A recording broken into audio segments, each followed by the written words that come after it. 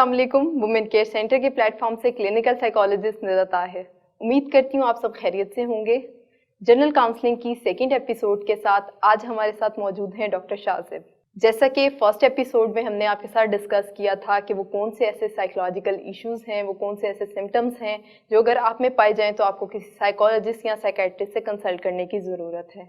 और young females के लिए ये प्लेटफॉर्म है और जो भी आपके साइकोलॉजिकल इश्यूज़ हैं वो सीरीज़ वाइज चलेंगे और आपके इश्यूज़ को एड्रेस किया जाएगा प्रॉपर्ली। आज का जो हमारा टॉपिक है वो इसी से रिलेटेड है कि वुमेन्स के वो कौन से ऐसे इश्यूज़ हैं, वो कौन सी ऐसी मेडिकल कंडीशंस हैं जिसकी वजह से साइकोलॉजिकल इश्यूज़ जो हैं वो क्रिएट होते हैं। यानी वुमेन्स के वो कौन से ऐसे साइकोलॉजिकल इश्यूज़ हैं जो मेडिकल कंडीशंस के साथ एग्जैजरेट होते हैं। तो इसी के साथ हम डॉक्टर शाजिब की तरफ चलते हैं और उनसे क्वेश्चंस करते हैं। अस्सलाम वालेकुम सर। वालेकुम अस्सलाम। सर आपसे क्वेश्चन करना चाहूँगी कि फीमेल्स के जो साइकोलॉजिकल इश्यूज़ हैं मेडिकल कंडीशंस में वो क्या हैं और आपके नज़दीक ज़हनी सेहत से क्या मुराद है? निदा, आपके सवाल के दो हिस्से हैं। एक तो ये है कि जो आजकल ख़वातीन में ज़्यादातर जो साइकाट्रिक प्रॉब्लम्स हैं वो कौन कौन से हैं जो एग्जिस्ट करते हैं, और दूसरा आपका सवाल है कि ज़हनी सेहत क्या है, यानी मेंटल हेल्थ क्या है। तो मैं पहले इस हिस्से का जवाब देता चलूँ कि ज़हनी सेहत क्या है। ज़हनी सेहत से मुराद सिंपल ये कि जैसे कोई भी बॉडी का पार्ट है, उसकी जो फंक्शनिंग है उसके कुछ पैरामीटर्स हैं। जैसे आपके बाकी सारे ऑर्गन्स हैं, रेस्पिरेटरी सिस्टम है, कार्डियक सिस्टम है, यानी दिल का निज़ाम है, निज़ाम खुराक है, इसी तरह से दिमाग है, ब्रेन है। तो ब्रेन जो है उसकी जो फंक्शनैलिटी है उसको न्यूरोफिजिशियंस भी देखते हैं, उसको साइकाट्रिस्ट भी देखते हैं, उसको साइकोलॉजिस्ट भी देखते हैं। ज़हनी सेहत से मुराद इसमें ये है कि जो फंक्शंस हैं ब्रेन के, माइंड के, वो प्रॉपरली अदा किए जा रहे हों, जो कि काफ़ी कॉम्प्लेक्स फंक्शंस हैं। लेकिन आम ज़ुबान में अगर कहा जाए तो जिसमें अगर आपको किसी भी इंसान को उसका मूड, उसके जज्बात, उसके एहसासात, उसकी सोचें और उसके रवैये कुछ इस तरह से प्रेजेंट कर रहे हैं उसे किसी सिचुएशन में जो उसके लिए बाइस तकलीफ हो, तो वो तमाम चीज़ें ज़हनी सेहत के अंदर हम इंक्लूड करते हैं।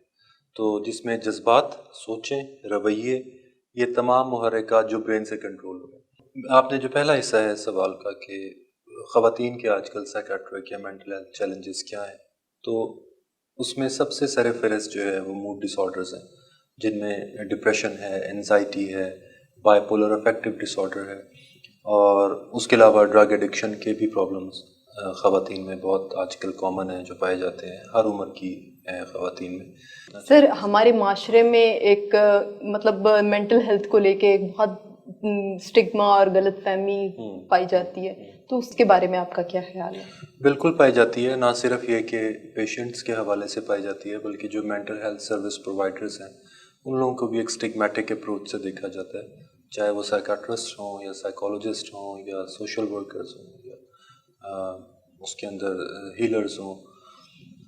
हालांकि मेंटल हेल्थ चैलेंजेस हर सोसाइटी में प्रिवेल करते हैं, लेकिन आजकल की दुनिया में जब अब इलेक्ट्रॉनिक मीडिया, सोशल मीडिया चीज़ें इतनी एक्टिव हो गई हैं, इंफॉर्मेशन फ़्लो इतना एक्टिव हो गया है, तो उसकी वजह से ये हुआ है कि लोगों के अंदर एक्सेप्टेबिलिटी आना शुरू हो गई है। क्योंकि जब वो देखते हैं कि जो जहनी सेहत के प्रॉब्लम्स हैं उनकी वजह से उनकी जब डेली लाइफ, रोज़मर्रा की ज़िंदगी मुतासिर होने लगती है, और उनके ताल्लुकात, उनकी सोशल लाइफ, उनकी पर्सनल लाइफ, उनकी ऑक्यूपेशनल लाइफ, तो सारे जब लाइफ के एस्पेक्ट्स मुतासिर होने लगते हैं तो अब लोग उस स्टिग्मा को कम कंसिडर करने लगे, यानी फंक्शनल डिस्ट्रेस आ जाता है बिल्कुल उनकी अपनी बिल्कुल। और उसमें काफ़ी हद तक ऐसे प्रोग्राम्स का भी हाथ है, जैसे आपने वुमेन केयर के प्लेटफॉर्म से ये प्रोग्राम ऑर्गेनाइज़ किया। इस तरह के प्रोग्राम्स भी लोगों में अवेयरनेस क्रिएट करें कि ये वाकई एक ऐसा इशू है जो कोई भी पढ़ा लिखा या कम पढ़ा लिखा और किसी भी तबका फ़िक्र से ताल्लुक़ रखने वाला, किसी भी माशी तबके से ताल्लुक़ रखने वाला ज़हनी सेहत के चैलेंजेस में जा सकता है। सर आपको काफ़ी अर्सा हो गया इस फील्ड में, तो आपके पास मोस्टली फीमेल्स भी आती होंगी, तो वो किस तरह के साइकोलॉजिकल इश्यूज़ के साथ आपके पास मोस्ट फीमेल्स आती होंगी? जैसे मैंने पहले बताया कि यही जो मेजर डायग्नोसिस हैं, जी बिल्कुल, इन्हीं के साथ ज़्यादा प्रेजेंटेशंस हैं। जैसे डिप्रेशन है, मायूसी है, एंजाइटी है, उसके अलावा पर्सनालिटी डिसऑर्डर्स हैं, उसके अलावा ड्रग एडिक्शन है, سبسٹنس مس یوز ہے.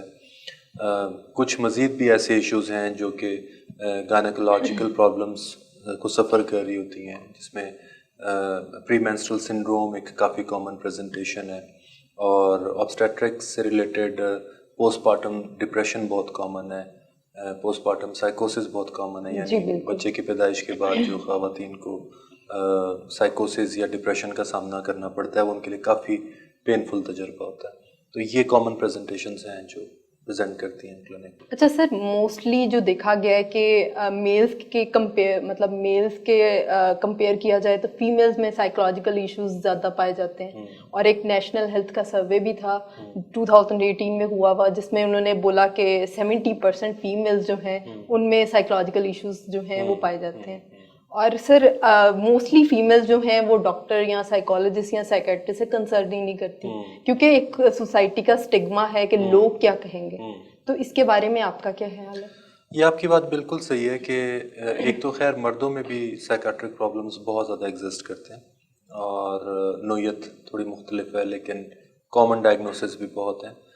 خواتین میں یہ پرابلمس یس ایگزسٹ کرتے ہیں, دیہی علاقوں میں تو چھوٹے علاقوں میں, چھوٹے شہروں میں, دیہی علاقوں میں, وہاں پہ ان چیزوں کو اتنا زیادہ سیریس نہیں لیا جاتا, اور اگر لیا بھی جاتا ہے تو اس کو لوکل ہیلرز یا جو روحانی عالمی ہیں ان کے پاس دم درود کے لیے لے کے جاتے ہیں زیادہ تر لوگوں کو.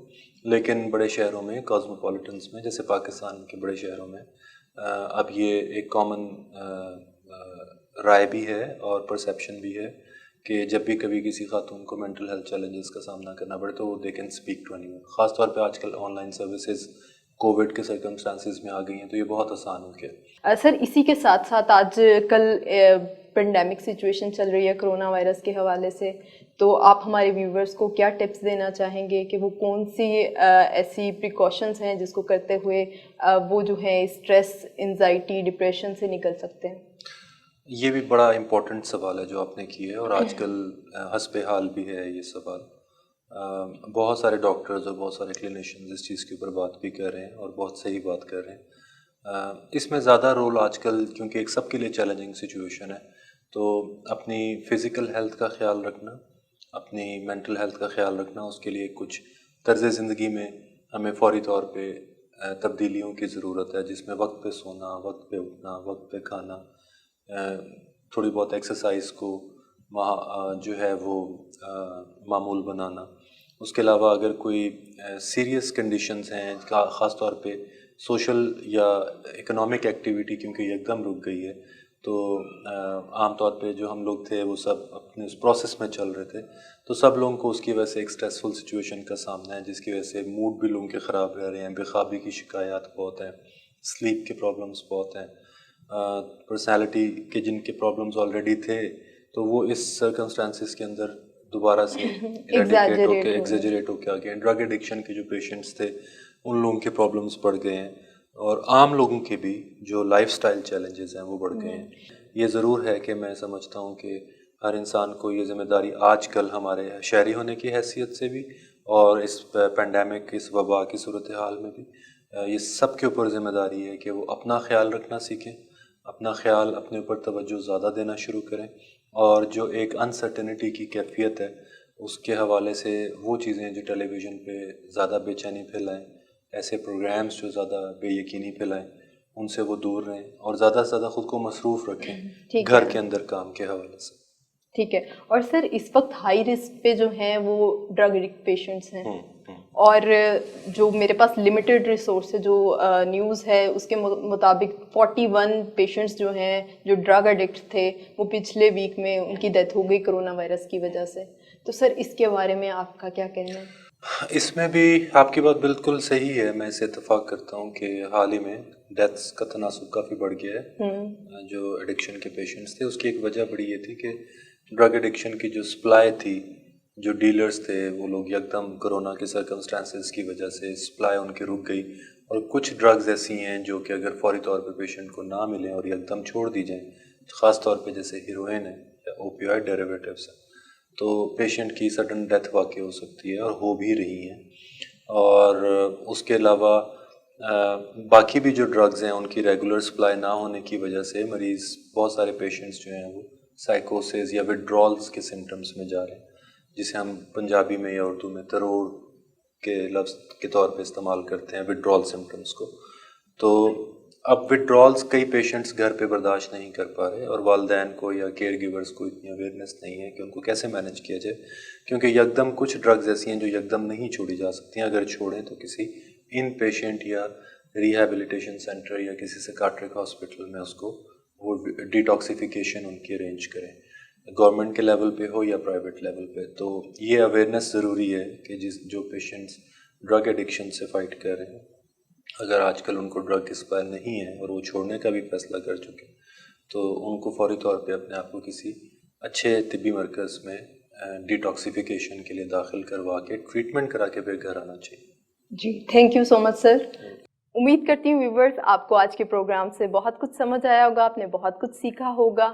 اگر آپ کا کسی طرح کا کوئی کویسچن ہے، کوئی کمنٹ آپ ہم سے پوچھنا چاہتے ہیں، کسی ڈس آرڈر کے بارے میں جاننا چاہتے ہیں یا مینجمنٹ کے حوالے سے، آپ ڈاکٹر شاذب کو اور مجھے کمنٹ میں بتا سکتے ہیں کہ آپ کس ایشو کے بارے میں ہم سے پوچھنا چاہ رہے ہیں. انشاءاللہ ہم کوشش کریں گے کہ نیکسٹ ایپیسوڈ میں ہم اس ایشو کو ایڈریس کریں اور آپ کو اس کا پراپر آنسر دے سکیں.